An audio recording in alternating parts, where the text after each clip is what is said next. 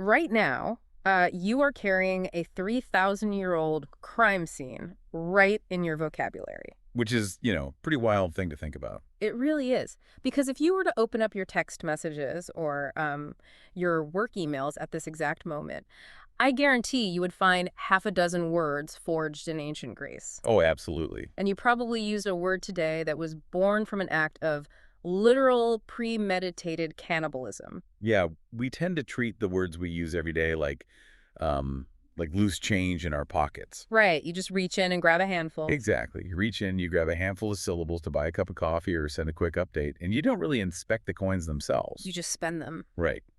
But if you stop and look closely, you realize some of those coins aren't just currency. They are quite literally stained with ancient blood. Which feels incredibly relevant for this deep dive, considering the massive cultural moment Greek mythology is having right now. Oh, yeah.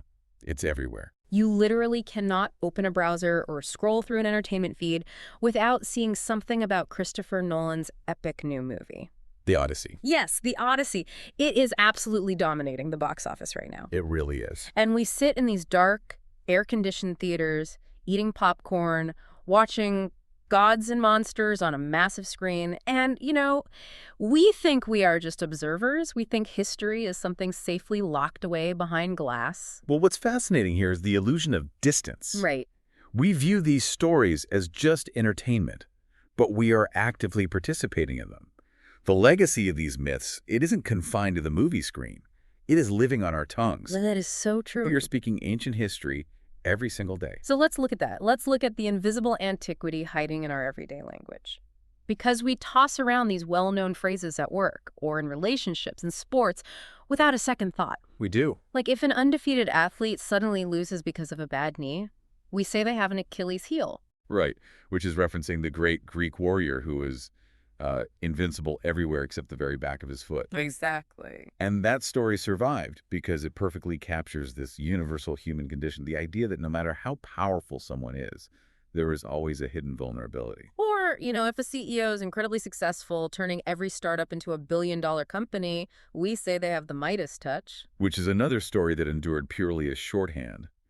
King Midas turned everything he touched into solid gold, which sounds like a blessing. Until he accidentally turns his own daughter into a statue. Exactly. And we use his name on a random Tuesday to describe financial success, just completely ignoring the tragic warning embedded in the original myth. But it goes way beyond just the obvious idioms, right? The Greek language plays a foundational role in modern English vocabulary. A massive role, yeah. The words we use to define our society, our mental health, our universe, they are straight out of antiquity. Words like democracy, melancholy, music, phobia, sycophant, and planet. And this is where the mechanics of language become really incredible. Take the word planet, for instance. Okay. When you use that word, you are using a fossil. The ancient Greeks looked up at the night sky and noticed that, while most of the stars stayed in fixed, predictable patterns. Like the constellations. Right. But a few of them seemed to drift and move independently. So they called those specific celestial bodies planets, which literally translates to wanderers. Oh, wow. That makes so much sense. Doesn't it? Yeah, it does. And what about melancholy? Because when I say that, I just mean, I'm feeling a little sad and listening to a slow acoustic playlist. Well, that one is actually rooted in ancient medical theory. In Greek, melon means black, and chol means bile. Black bile. Yes. For centuries, ancient physicians believed that human emotions were controlled by 4 bodily fluids, or humors. Right. And they thought that depression and sadness were physically caused by an excess of black bile in the body. Wow. The medical theory was completely debunked centuries ago, but the word itself survived. Wait, I have to ask about the mechanism here. Because how does an ancient debunked medical theory or an astronomy term survive thousands of years to end up in my email drafts? It's a great question. How did these Greek words actually physically travel to modern English? It happens mostly through conquest and cultural absorption.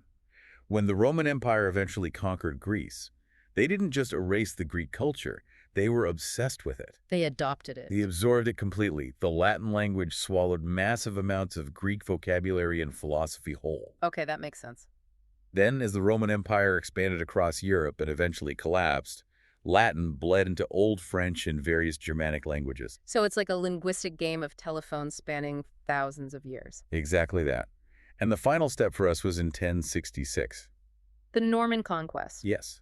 When the Normans conquered England, they brought a massive influx of those Latin and French words carrying all that hidden ancient Greek DNA right into the English language. That is wild. That is how planets becomes the planet you look at through a telescope today. Speaking modern English it's honestly like finding out the foundation of your newly built house is actually resting on ancient marble pillars. That is a perfect way to describe it. But today we are focusing on one highly specific pillar.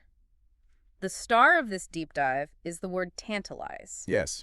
Because unlike planet or music, which describe broad concepts, tantalize contains a highly personalized story. It does. Yeah. To understand the word, we really have to cross-examine the man who inspired it. Right. We have to profile a mythological figure named King Tantalus. Okay, so according to the sources, Tantalus was the ruler of a place called Sipylus, which would be located in modern-day Turkey. Correct. So he's a royal, he's an elite. But his elite status goes far beyond just earthly royalty, and this is crucial context. Tantalus belonged to the very first generation of humans. Okay. He lived in an era where the lines between the divine and the mortal were incredibly blurred. The gods weren't just distant, abstract concepts living up in the sky. Right, they were active. They frequently came down to earth. They intermingled with humanity all the time. They were just hanging out, coming over for dinner, getting involved in local politics. Yes, exactly. And Tantalus's lineage reflects that profound intimacy. He wasn't just a mortal king. He was the son of Zeus. Wow. The king of the gods, the guy throwing the lightning bolts. Yeah. And on top of that, he was married to Dione, who was the daughter of the god Atlas. The titan holding up the sky. Right. So you have this man who is a supreme ruler on earth, the son of the supreme deity, and married into another divine family. The historical texts describe him as rich, arrogant, and highly inquisitive. Here's where it gets really interesting. Because if you put those three traits together, rich, arrogant, and inquisitive, that is a highly dangerous cocktail. Oh, absolutely. If you think about it, Tantalus sounds exactly like an ancient tech billionaire. I could see that. You know the type. The kind of guy who thinks that because he has immense wealth and because he has all the right connections in high places, he can just disrupt the fundamental rules of society. Right. He thinks the laws that apply to regular mortals simply don't apply to him. I see the parallel you're drawing there, but we actually need to elevate the scale of his ego. True. It's much more dangerous than a tech billionaire, because a billionaire, no matter how powerful, can still lose their money, they still get sick, they still have to obey gravity. That's true. Tantalus had actual divine blood running through his veins. He didn't just feel rich, he felt immortal. He felt untouchable on a cosmic level. Okay, that makes sense. So a billionaire thinks they can buy their way out of a lawsuit. Tantalus thought he could buy his way out of mortality. Precisely. And when a person possesses that much unearned ego, that inquisitive trait the texts mention becomes incredibly destructive. How so? Well, curiosity in someone like Tantalus doesn't look like a healthy desire to learn.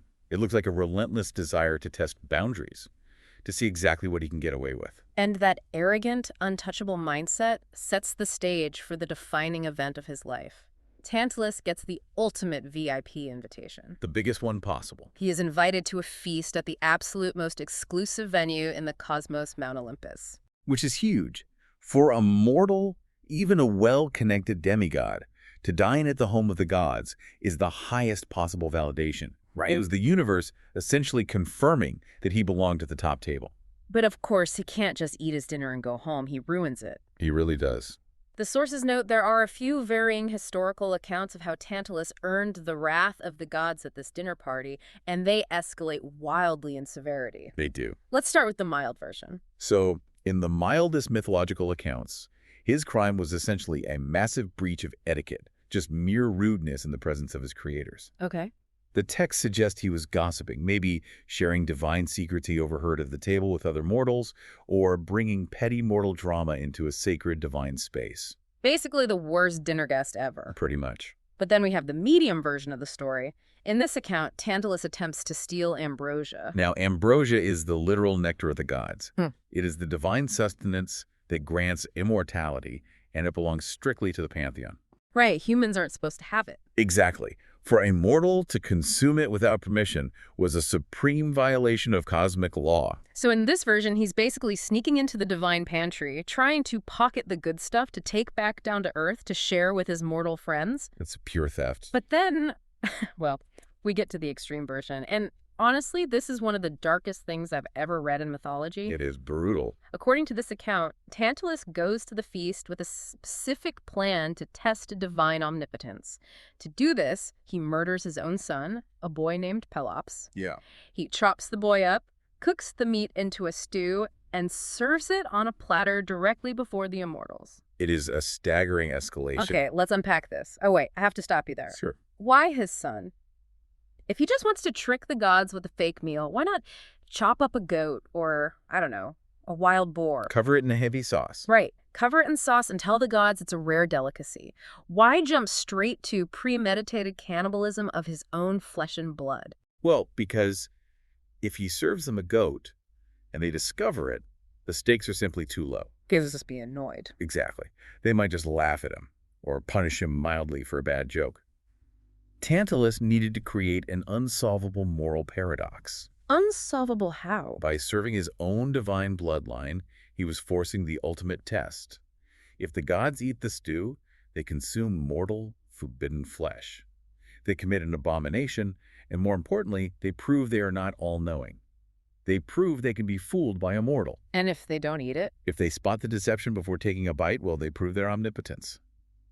But Tantalus was betting his son's life on the belief that the gods were arrogant, distracted, and easily tricked. Wow. He wanted to prove that he, Tantalus, was smarter than the creators of the universe. Spoiler alert for anyone unfamiliar with Greek mythology, you do not outsmart the gods. No, you do not. They noticed immediately. They took one look at the platter and knew exactly what and who was on it. And if we connect this to the bigger picture, the gods couldn't just brush this off. No, of course not. Such a grotesque test of their power demanded a customized eternal response.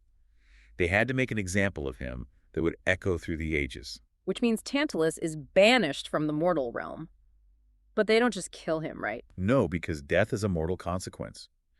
To a demigod who tried to shatter the cosmic order, mere death is almost a release. That makes sense. They needed to bypass the mortal realm entirely. That's why they sent him straight to Tartarus. Tartarus being the deepest, darkest part of the underworld. Right. In the Greek worldview, the underworld isn't just one monolithic waiting room for the dead. Tartarus is the specific abyssal region where souls are judged and where the wicked receive their eternal punishment. So it's the bad place. Think of it as the maximum security prison of the afterlife. And the mechanics of his specific sentence inside Tartarus are where everything ties together for us today. The gods didn't just chain him to a rock or throw him in a pit of fire. No, they didn't. They designed a bespoke, personalized, psychological torture chamber. He was made to stand in a pristine, cool pool of water, positioned directly beneath the heavy, drooping boughs of a lush fruit tree. Okay. And remember, in the Greek afterlife, he is a soul still capable of experiencing intense physical sensations. He is constantly, agonizingly starving and thirsty.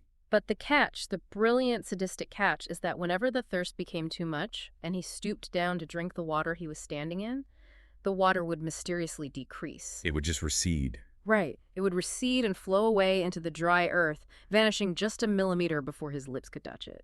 And when the agonizing hunger took over and he reached up to grab a ripe piece of fruit from the tree above him, a supernatural wind would suddenly whip through the branches. Which just pulls it away. Yes, it would violently push the fruit upward, lifting it to a point just out of his frantic grasp. Over and over and over again. For eternity. Reaching for water, it disappears into the mud. Reaching for fruit, it lifts into the sky. The physical mechanics of this punishment are incredibly vivid. I mean, you can almost feel the frustration. So, what does this all mean? When you really look at the psychology of this sentence, the gods didn't torture him with physical deprivation. They tortured him with hope. That is a great point. If they had just thrown him in a dark cell to starve, eventually his mind would just shut down. He would have accepted his miserable fate. The deprivation would just become his new normal. Right. But by putting the water right at his chin, by putting the fruit right above his eye line, they forced him to keep trying. Every single time he reached out, his brain believed, just for a second, that this time he would succeed. Yeah. The real punishment isn't the hunger, it's the teasing. It's the constant cycle of anticipation and denial. And this raises an important question about the nature of divine justice in these myths. The punishment perfectly, poetically mirrors his crime. Oh, how so? Think about what Tantallus tried to do at that feast on Mount Olympus. He tried to outsmart the gods with a trick dinner. He tried to present a meal that looked like one thing, but was actually an unsolvable moral trap. So the gods responded in kind. They placed him inside a trick dinner of his own. They put him inside a physical puzzle that he can never, ever solve.